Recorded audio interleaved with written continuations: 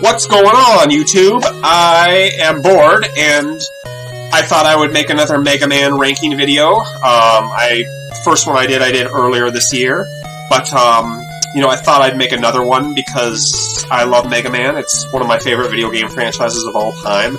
And rather than doing a top 10 and ranking them that way, I thought it would be better to put them in different tiers, different, groups that I thought.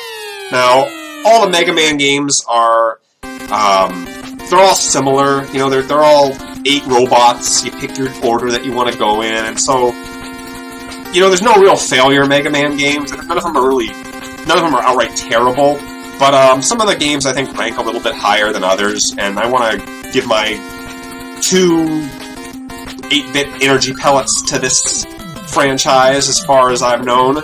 I'm not going to be ranking any of the X Series, Zero Series, or any others. This is strictly the classic series, 1 through 11, and just for shits and giggles, I'm going to throw in Mega Man and Bass, because I think that game deserves a little bit of love. Granted, you'll see where I put it on the list, but, I want to rank these games, so let's get started. I'm going to start with the first one, and we'll end on, Mega Man and Bass as the last one. So, Mega Man 1, unfortunately, Mega Man 1, I have to put at the D level, because while it was a great game starting off the Mega Man franchise, it was a great, it's the first game in the series, and, it started the franchise, and everyone knows the robots, they're all iconic, you got your Cut Man, Guts Man, Ice Man. The game itself has a lot of problems. There's no password system in it, so every time you start it, you had to start off from the beginning of the game, and that really sucked. The music is okay, but it's not really that great. The game doesn't have as much replayability value as the other ones in it. There was only one Wily Castle. It's just a game that I think it's probably the worst Mega Man game of all of them, but, it's still worth playing if you haven't played it before, and you just want to see the games at the history of them and where they go. But I give it a D. And in contrast, to the first one, to the second one, this is everyone's favorite Mega Man game, or most people's favorite Mega Man game, and I wouldn't say it's my favorite, but it definitely is an S-ranked game. It improved on so many things that the first one didn't have. It had a password system. You had 8 robot masters to pick from, energy tanks, long levels, bigger levels, a Wily Castle map. Mega Man 2 is a phenomenal game. It's easily one of the top 5 games on the NES in my opinion.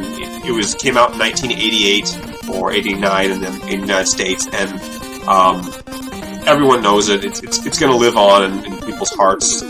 2 is the quintessential Mega Man game. It's respected by pretty much everybody in the Mega Man community, just because it did so much for the franchise, and it wouldn't be around today if 2 hadn't been a success. So, yeah. Mega Man 3... Mega Man 3 is a tough game to rank, because it didn't get completed. The developers never completed the game, or they were forced to put it out before they thought it was ready. And, I love the game, personally, because the controls are good, the levels are, I'm gonna give it an A. Just because the music's great. Mega Man 3, in my opinion, I think it has the best music of all the Mega Man games. It rivals 2 in the music department. The Robot Masters aren't as iconic as they are in 2, but I still think 3 is a great game, and I still think it's fun and it was innovative for its time, adding Rush, adding the slide mechanic was awesome. I really love that, so I give Mega Man 3 an A. People can disagree with it, but that's just how I feel. Mega Man 4 now. I give Mega Man 4 an S. To me, it's the best Mega Man game. It may not be as original as Mega Man 2, but it's the one I felt Capcom did everything. It doesn't have very many flaws in Mega Man 4. Mega Man 4 is the game that has, everything's well-rounded in 4. you have your charge shot. All the weapons kick ass in Mega Man 4. You know, there's 2 castles in the game. It's just a really long, jam-packed game full of fun, and I love Mega Man 4. I think it's a very, very underrated game. Its biggest problems are very minor. Like, I mean, the Robot Masters are pretty stupid. The names of them are kind of, you know, Toad Man, Pharaoh Man. It got silly in 4, but I just love the weapons in 4, the level design in 4, the overall feel, and I feel like it was Capcom at their peak. So I'm giving it an S. Mega Man 5, the next game is where the series, it had run out of steam in my opinion. It was Mega Man's Mega Buster, his Mega weapons, all of his stuff, just, it was Capcom starting to go downhill. The Sega Genesis, the Super Nintendo were both out now, and they were fighting with each other, and the NES had run its course. And, you know, Mega Man 5 just didn't really add anything else to the franchise. There was nothing in the game that hadn't been done before in the other ones, other than maybe Beat was in it, but he was such a small part. Not a bad game, but you know, not the Mega Man game that I'm going to go back to very much. But it was way better in my opinion than Mega Man 6. Mega Man 6 is again not a bad game, but the ideas were even smaller in 6. Having the rush adapters were the only thing in that game that was not done anywhere else. The music wasn't very good in Mega Man 6. The story was a complete joke.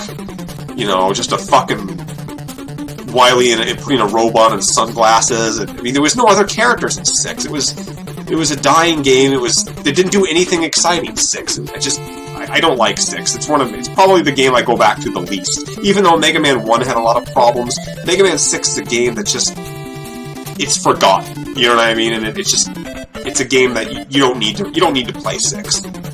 But the thing about Mega Man 6 is that its follow-up, Mega Man 7, was just a huge fucking breath of fresh air.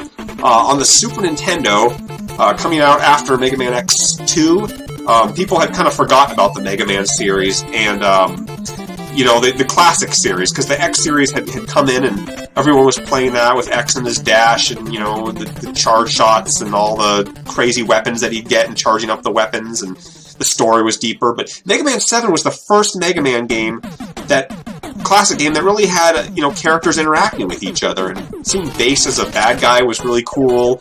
I love the music in 7. I love the, you know, Mega Man's threatening to kill Wily at the end of the game. I thought that was great. And 7 will always remain in my heart, even though a lot of people don't like it. I think it's a super underrated game, and it definitely deserves an A rank. Coming in next was Mega Man 8.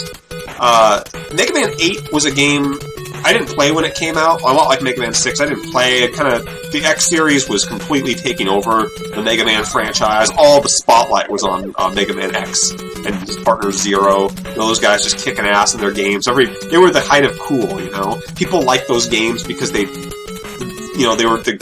the jump to the next system. They made it up early on, and people had followed them. You know, you could climb walls, you could do so much more in the X series. And Mega Man 8 came and, you know, it was on the PlayStation.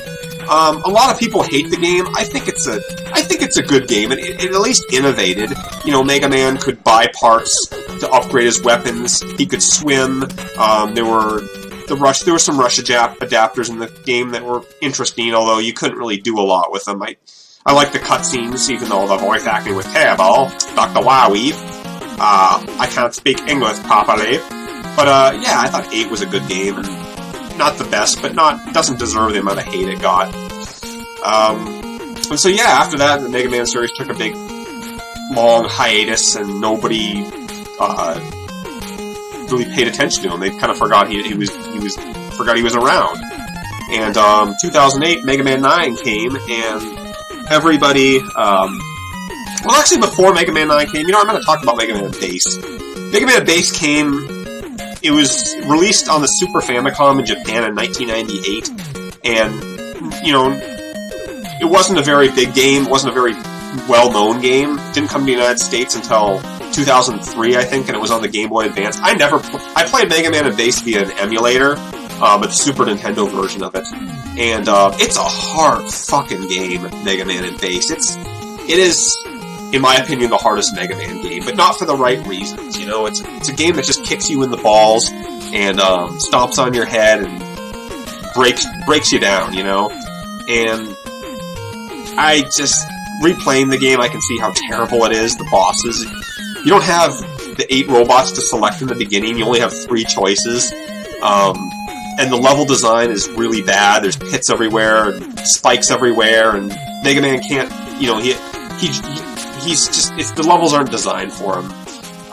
Bass is, you can play as him, which was cool in the game, but, the game's just not very good. I'm not gonna make a video on it in this, going into it, but I give it a D. It's a pretty shitty game. Better than Mega Man 1, but I don't think I would want to play the game, or I wouldn't suggest it to newcomers. But anyway, on to Mega Man 9. Mega Man 9, a lot of people will hate me for putting it here, but I give Mega Man 9 a C, to be honest.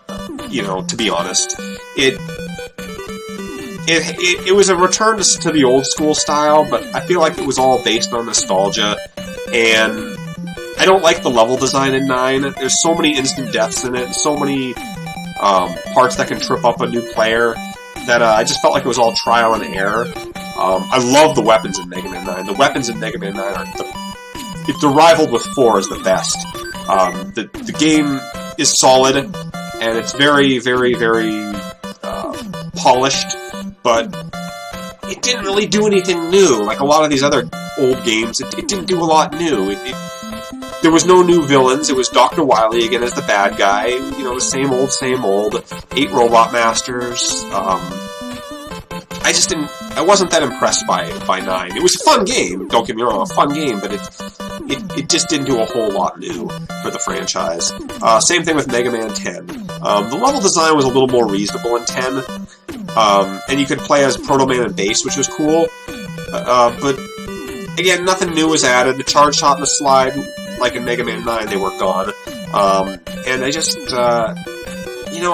Capcom didn't really innovate a whole lot with them. There's new robots, again, new robots, new levels, new music, but I want to see more in my Mega Man games. I want to see more characters, villains, guys like Bass, guys like, King in Mega Man and Bass, and Duo, and these kind of guys that are in the games. Dr. Cossack, he was awesome in 4. It was somebody new, I want to see like a world map in the game. I want to see just extra features added in the game, and it's not the same old 8 guys. Maybe make 10 robots, or maybe make more fortresses to go through, or mini levels, or bonus games and stuff. It's just every game kind of follows the same formula. And I know a lot of people like that; they're traditionalists, but these games just feel like they cash in on nostalgia, and nostalgia is great, but we've got enough of it, in my opinion, with these games. Mega Man 11, that came out last year, and I played through it. I enjoyed it. The robots are funny. They got funny, way better voice acting than Mega Man 8.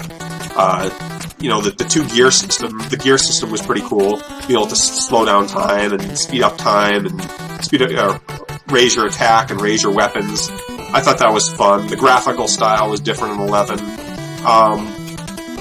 It just didn't impress me all that much, Mega Man 11, though. Like, I hate to do this again, but I'm putting it as a C game. It didn't impress me. I don't go back to it. The robots, none of them were really that memorable. There were some upgrades you could get. Some things like, not sliding on ice and not doing a double attack weapon with your main gun. But it didn't really do anything other than the gear system that was impressive. It was short as hell. Dr. Wily's the bad guy again, as usual. And I know Capcom wanted to reboot the franchise, but I felt it was just average.